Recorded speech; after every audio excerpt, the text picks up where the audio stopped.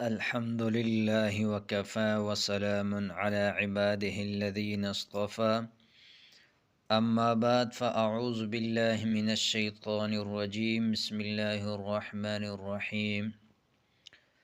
میرے دوستوں، ایک سائل نے سوال کیا کہ ہر مشکلات، پریشانیاں اور غموں کو دور کرنے کے لیے اور حاجت روائی کے لیے میں کیا پڑھوں، کیا وظیفہ کروں؟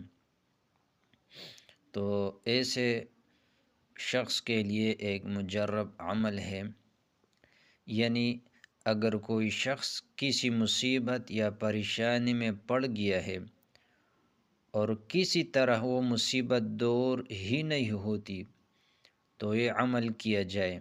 نماز فجر پڑھ کر قرآن کریم کی تلاوت اور ذکر میں مشغول رہے یہاں تک کہ آفتاب بلند ہو جائے، پھر 2 رکعت نفل اشراق پڑھے۔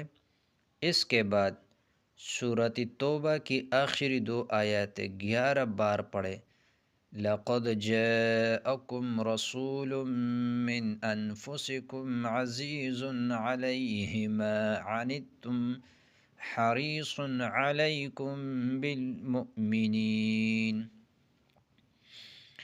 دوبارہ، لَقَدْ جَاءَكُمْ رَسُولٌ مِّنْ أَنفُسِكُمْ عَزِيزٌ عَلَيْهِ مَا عَنِتُّمْ حَرِيصٌ عَلَيْكُمْ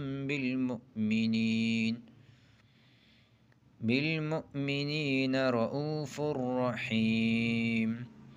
فَإِن تَوَلَّوْا فَقُلْ حَسْبِيَ اللَّهُ لَا إِلَٰهَ إِلَّا هُوَ عَلَيْهِ تَوَكَّلْتُ وَهُوَ رَبُّ الْعَرْشِ الْعَظِيمِ۔ پھر سر بسجود ہو کر حق تعالیٰ سے امن و عافیت طلب کیجیے۔ انشاءاللہ چند روز میں آپ کی مصیبت، پریشانی دور ہو جائے گی اور دل کو اطمینان حاصل ہوگا اور حاجت بھی نصیب ہوگی۔